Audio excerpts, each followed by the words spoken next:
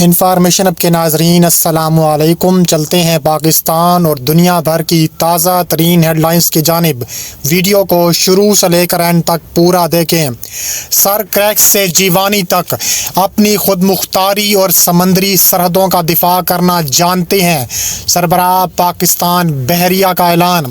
سربراہ پاک بحریہ ایڈمرل نوید اشرف کا کہنا ہے کہ سر کریکس سے جیوانی تک اپنی خود مختاری اور سمندری سرحدوں کا دفاع کرنا جانتے ہیں۔ ISPR کے مطابق سربراہ پاک بحریہ ایڈمرل نوید اشرف نے کریکس ایریا میں اگلے مورچوں کا دورہ کیا اور آپریشنل تیاریوں اور جنگی استعداد کا جائزہ لیا۔ ISPR کے مطابق سربراہ پاکستان بحریہ کے دورے کے موقع پر پاک میرینز میں جدید ترین 2400 TD ہاور کرافٹس کے 3 یونٹس کو باضابطہ طور پر شامل کیا گیا۔ ہاور کرافٹس کی شمولیت پاک بحریہ کی آپریشنل صلاحیتوں میں ایک اور اہم پیش رفت ہے۔ ISPR کے مطابق نئے شامل کیے گئے ہاور کرافٹس ایک ساتھ مختلف زمینی اور آبی سطحوں پر کام کرنے کی صلاحیت رکھتے ہیں۔ یہ خشکی اور سمندر دونوں پر بیک وقت کارروائی کی منفرد صلاحیت رکھتے ہیں۔ ہاور کرافٹس پاک میرینز کو اپنے فرائض کی انجام دہی میں نمایاں برتری فراہم کریں گے اور دشمن کے خلاف فیصلہ کن اور مؤثر رد عمل کی صلاحیت پر مزید مضبوط بنائیں گے۔ اس موقع پر سربراہ پاک بحریہ ایڈمرل نوید اشرف نے افسران اور جوانوں سے خطاب کرتے ہوئے کہا ہے کہ ان نئے پلیٹ فارمز کی شمولیت پاک بحریہ کو جدید تقاضوں سے ہم آہنگ کرنے کی ویژن کی جدید ہے۔ یہ ملک کی سمندری اور ساحلی دفاع کے عزم کی بھی تجدید ہے۔ سربراہ پاک بحریہ کا کہنا تھا کہ سر کریکس سے جیوانی تک اپنی خود مختاری اور سمندری سرحدوں کا دفاع کرنا جانتے ہیں۔ پاک بحریہ کی دفاعی صلاحیتیں ساحل سے سمندر تک بلند حوصلوں کی طرح مضبوط اور مستحکم ہیں۔ ان کا مزید کہنا تھا کہ پاک بحریہ بحر ہند میں امن و استحکام کی ضامن اور علاقائی سمندری سلامتی کی اہم شراکت دار ہے۔ ہم جانتے ہیں کہ اپنی خود مختاری اور سمندری سرحدوں کے ایک ایک انچ کا دفاع کیسے کرنا ہے۔ ٹرمپ کا ملائیشیا جاتے ہوئے دوحہ میں مختصر قیام، امیر قطر سے جہاز میں ملاقات۔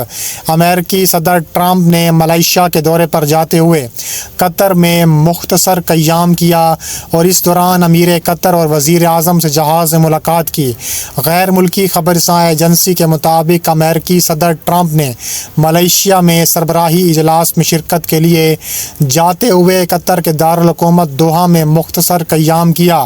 امریکی صدر ٹرمپ نے جہاز میں قطر کے امیر شیخ تمیم بن حمد الثانی اور وزیر اعظم شیخ محمد بن عبد الرحمن الثانی سے ملاقات کی۔ صدر ٹرمپ نے کہا ہے کہ ہم نے مشرق وسطیٰ میں ناقابل یقین امن حاصل کیا ہے اور قطر نے اس میں ایک بڑا کردار ادا کیا ہے۔ بعد ازاں طیارے میں صحافیوں سے گفتگو کرتے ہوئے ٹرمپ نے کہا ہے کہ انہیں صدر شی جن پنگ سے ایک بہترین ملاقات کی امید ہے اور انہیں یقین ہے کہ چین مزید 100% ٹیرف سے بچنے کے لیے معاہدہ کرنے پر آمادہ ہو جائے گا، جو 1 نومبر سے نافذ ہونے والا ہے۔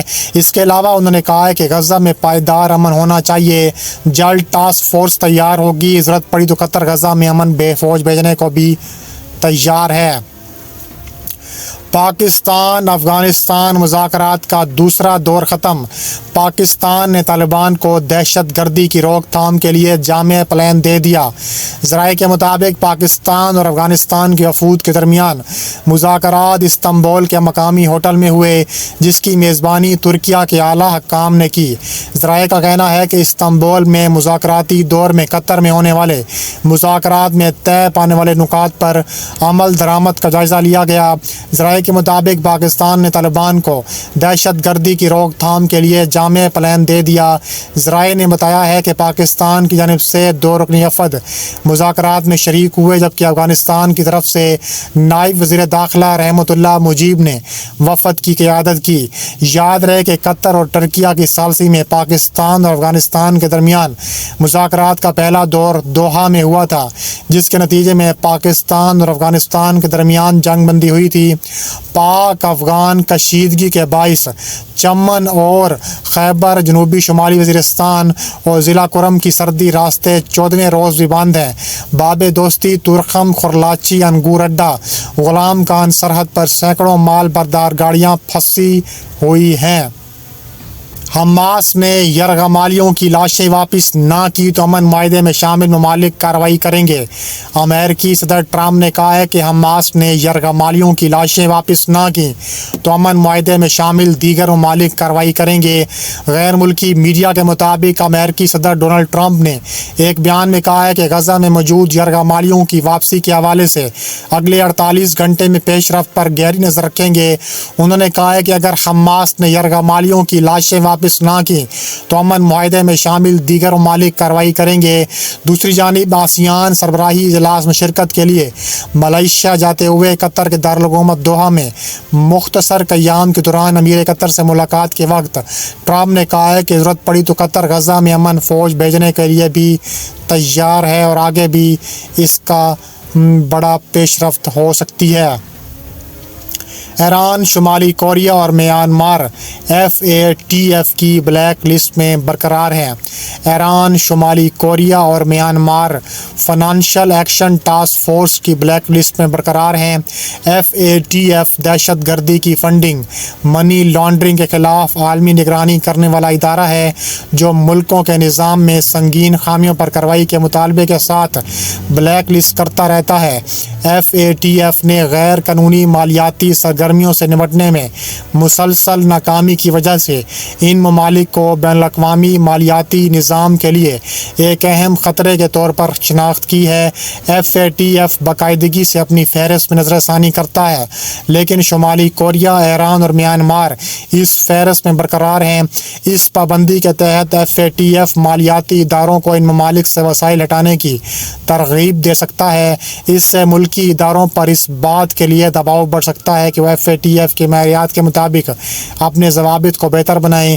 FATF نے ایک سرکاری بیان میں کہا ہے کہ فروری 2020 سے ایران نے جنوری، اگست اور دسمبر سال 2024 اور اگست سال 2025 کے لیے اپنے ایکشن پلان کے اسٹیٹس میں کوئی خاص تبدیلی نہیں کی۔ اس میں مزید کہا گیا کہ ایران نے جوہری عدم پھیلاؤ کی اپنی ذمہ داریوں کی تعمیل نہیں کی۔ FATF نے بڑے پیمانے پر تباہی پھیلانے والے ہتھیاروں کی بھی بڑی پیش رفت سامنے آئی ہے۔ ٹاسک فورس نے مطالبہ کیا ہے کہ وہ اقوام متحدہ کی سلامتی کونسل کی قراردادوں کے مطابق مالی بندیوں پر عمل درآمد کریں گے اور شمالی کوریا کے بینکوں کے ساتھ ساتھ متعلقہ تعلقات ختم کریں، اپنے ممالک میں DPR کے بینکوں کی کسی بھی جدید شاخوں کو بند کریں۔ پاکستان کی سفارتی کامیابیوں کا عالمی اعتراف، امریکی جریدے نے خطے کا فاتح قرار دے دیا۔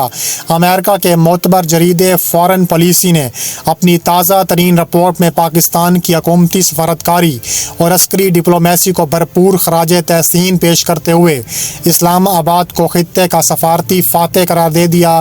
امریکی جریدے کی رپورٹ میں واضح کیا گیا ہے کہ پاکستان کی متوازن خارجہ پالیسی نے عالمی منظرنامہ بدل کر سفارتکاری میں نئے افق کھول دیے ہیں۔ رپورٹ میں اس بات کا اعتراف کیا گیا کہ گزشتہ 6 ماہ کے دوران پاکستان کی سفارتکاری نے خطے میں نئی جہتیں متعارف کراتے ہوئے عالمی توجہ حاصل کی ہے اور امریکہ سے تعلقات کی بحالی، ترکی، ملائیشیا اور ایران کے ساتھ معاہدوں اور چین سے تعلقات کے فروغ نے بین الاقوامی تعلقات میں نیا باب رقم کیا ہے۔ سعودی عرب کے ساتھ طے پانے والے اسٹریٹجک دفاعی معاہدے نے خطے میں ایک نئی سفارتی لہر پیدا کی ہے جو پاکستان کی کامیابی کا واضح مظہر ہے۔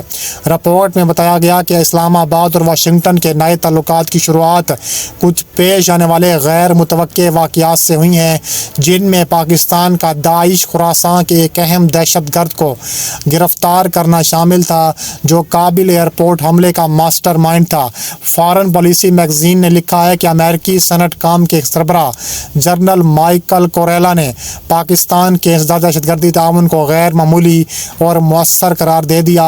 امریکہ اور پاکستان کے تعلقات کی بحالی نے واشنگٹن اور نئی دہلی کے رشتوں میں دراڑ پیدا کی ہے، جبکہ بھارت کو سابق صدر ٹرمپ کے پاکستان کی طرف جھکاؤ سے 25 سالہ سفارتی محنت اور اعتماد کا بھی وہ نیا شامل ہوا ہے۔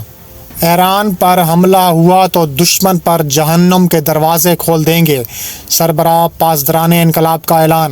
سربراہ پاسداران انقلاب اسلامی کے commander in chief major general Mohammad Pakpour نے ایران پر میلی آنکھ اٹھانے والوں کو خبردار کر دیا۔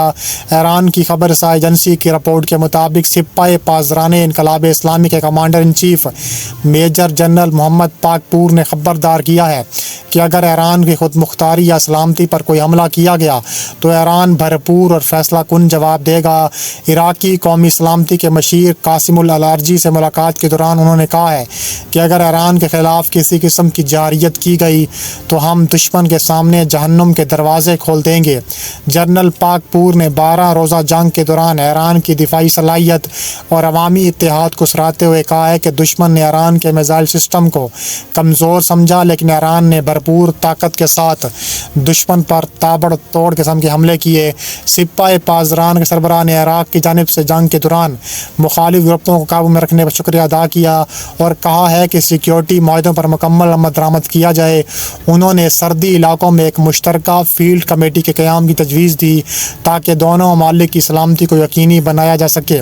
دوسری جانب ملاقات کے دوران عراقی قومی سلامتی کے مشیر قاسم الارجی نے ایرانی کمانڈر کو عراق کے صدر اور وزیر اعظم کی جانب سے سلام پہنچایا اور ایران کے ساتھ سیکیورٹی تعاون پر مکمل عمل درآمد کا بھی یقین دلایا ہے۔